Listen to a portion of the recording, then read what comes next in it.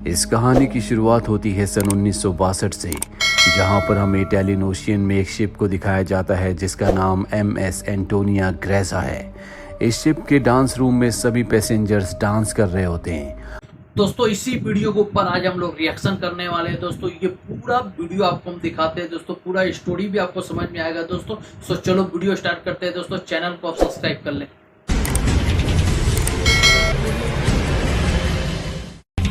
Presenting ghost ship. इस कहानी की शुरुआत होती है सन 1962 से, जहां पर हमें इटालियन ओशियन में एक शिप को दिखाया जाता है जिसका नाम MS एंटोनिया ग्रेजा है।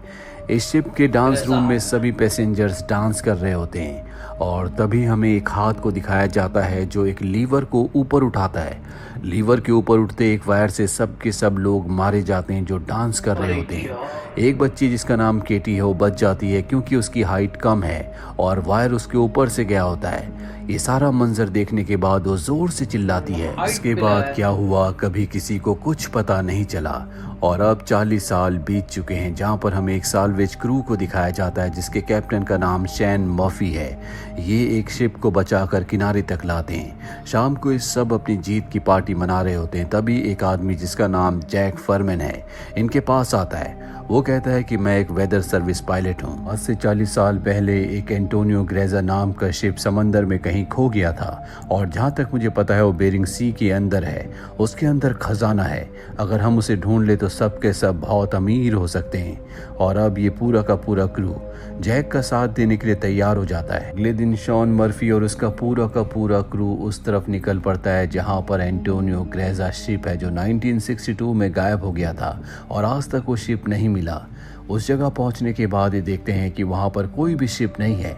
सब के सब डिसअपॉइंट हो जाते हैं और तभी इनके स्टीमर के सामने एक बहुत बड़ा शिप आ जाता है। ये वही शिप है जो 1962 में गायब हो गया था, जिसकी तलाश में सब के सब यहाँ पर आए हैं। शॉन का एक साथी जिसका नाम ग्रीर है, साथ ही जैक जो सबको यहाँ पर लेकर आया है। ये दोनों के दोनों स्टीमर में रुकते हैं जबकि शॉन अपने सभी साथियों के साथ शिप के अंदर चला जाता है, जहाँ पर बहुत ही अजीब आवाज आ रही होती है। ये सब के सब उस आवाज का पीछा करते हैं और देखते हैं कि क्लॉक का पेंडुलम आज भी हिल रहा है। जैसे ये क्लॉक के और नजदीक जाते हैं पेंडुलम हिलना बंद हो जाता है और अब इनमें से एक पेंडुलम को हाथ लगाने वाला होता है कि बहुत जोर से आवाज आती है जिससे सब के सब डर जाते हैं। वहीं पास टेबल में स्क्रैबल पड़ा होता है जिसके वर्ड्स अपने आप ही बदल जाते हैं और उसमें लिखा हुआ आता है वेलकम। अब ये सब के सब और आगे बढ़ते हैं और तभी इनके एक साथी के नीचे से फ्लोर टूट जाता है। वो नीचे गिरने वाला होता है कि मॉरिन उसे पकड़ लेती है और जब वो उसे पकड़ती है तो वहां पर उसे एक बच्ची दिखती है। ये वही बच्ची है जो आज से 40 साल पहले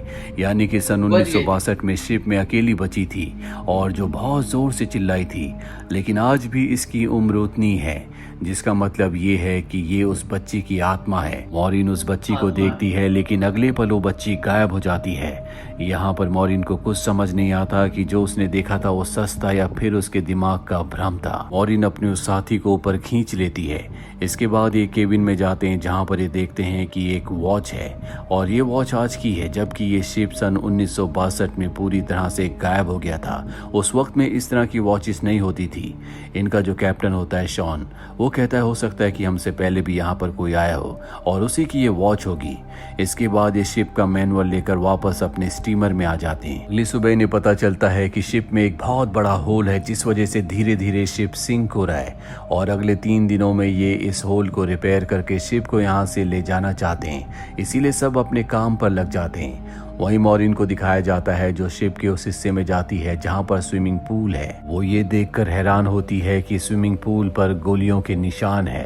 अब वो स्विमिंग पूल से जब ऊपर की तरफ आ रही होती है एक बार फिर से उसे वही बच्ची दिखती है, जिससे डर कर वो वहीं स्विमिंग पूल में गिर जाती है। उसका सर स्विमिंग पूल के बेस से टकराता और खून निकलना शुरू हो जाता है, पर स्विमिंग पूल उसके खून को एब्जॉर्ब कर लेता है। वो एक बार फिर से ऊपर देखती है जहाँ पर वो बच्ची थी, पर अब वहाँ पर जेक होता है। जेक उसे ऊपर खींच लेता है और इन दोनों के यहाँ से जाने के बाद स्विमिंग पूल पूरी तरह से खून से भर जाता है। अब जेक और मॉरिन यहाँ से आगे बढ़ते हैं। मॉरिन एक दरवाजे को खोलती है जहाँ से बहुत सारा पानी निकलता है। ये दोनों के दोनों उस दरवाजे के अंदर जाते हैं और तभी दरवाज़ा अपने आप ही बंद हो जाता है, इसीलिए इन्हें आगे बढ़ना पड़ता है। आगे बढ़ते हुए ये एक केबिन तक पहुँचते हैं जहाँ पर 9 लकड़ी के बॉक्सेस होते हैं। ये अपने बाकी साथियों को भी यहाँ पर बुला लेते हैं और जब ये बॉक्स को खोलते हैं तो हर एक बॉक्स के अंदर 28 गोल्ड के बार होते हैं। इन 9 बॉक्सेस के अंदर बहुत ज़्यादा सोना है जिससे सब के सब बहुत अमीर हो जाएंगे। इसीलिए तय करते हैं कि ये इस शिप को यहीं पर छोड़कर गोल्ड लेकर निकल जाएंगे। ये सारा का सारा गोल्ड अपने स्टीमर में रख देते हैं और अब यहाँ से निकलने की तैयारी कर रहे होते हैं, पर तभी इनके स्टीमर में दिखाया जाता है कि स्टीमर के गैस सिलेंडर का नोब अपने आप ही टर्न ऑन हो जाता है, जिससे हवा में गैस फैलना शुरू हो जाती है। वही मॉरिन एक बार फिर से उसी बच्ची को देखती है जो उसकी तरफ भागती हुई आ रही होती है, क्योंकि वो उसे वार्न करना चाहती है, पर कोई उसे पकड़कर पीछे धकेल देता है और तभी मॉरिन का साथी इंजन को ऑन कर देता है जिससे ब्लास्ट होता है। उस ब्लास्ट में उसकी मृत्यु हो जाती है। मॉरिन यहाँ पर बहुत कंफ्यूज है क्योंकि वो उस बच्ची के बारे में जानना चाहती है जो उसे बार बार दिखती है। वो शिप के डेटा में पैसेंजर्स के नाम चेक करती है जिससे उसे पता चल जाता है कि जो बच्ची उसे दिखती है उसका नाम केटी है। वो केटी के रूम तक पहुंच जाती है जहां पर उसे केटी का स्केलेटन मिलता है। वो समझ जाती है कि अब तक जिस लड़की को देख रही थी वो उसी केटी की आत्मा है। वही हमेशा उनको दिखाया जाता है जो कैप्टन के रूम में बैठा होता है और तभी उसके सामने इसी शिप के कैप्टन की आत्मा आ जाती है जो उसे ग्लास में अल्कोहल डालकर पीने के लिए देती है। साथ ही वो उसे एक फोटो देता है जिसमें एक शिप होता है जिसका नाम लॉरेली है। कैप्टन बताता है कि आज से कई साल पहले यानी कि सन 1962 में हमने इस शिप को रेस्क्यू किया था। इसी शिप के अंदर वो सोना था जो हम अपने शिप एंटोनिया ग्रेजा के अंदर ले आए, लेकिन इसके ठीक 2 दिनों के बाद हमारा शिप हमेशा के लिए गायब हो गया। इसके बाद यार ये मूवी यहीं पे ख़त्म होता है दोस्तों। इसका जो आगे का स्टोरी जो बचा हुआ है वो मेरे चैनल पे मिल जाएगा दोस्तों, आप जाके देख सकते हैं दोस्तों। चैनल को सब्सक्राइब करें, लाइक करें, शेयर करें, कमेंट बताएं आपको वीडियो कैसा लगा। फिर मिलता है दोस्तों नेक्स्ट वीडियो के साथ दोस्तों। आज के लिए दोस्तों बस इतना ही। जय हिंद दोस्तों।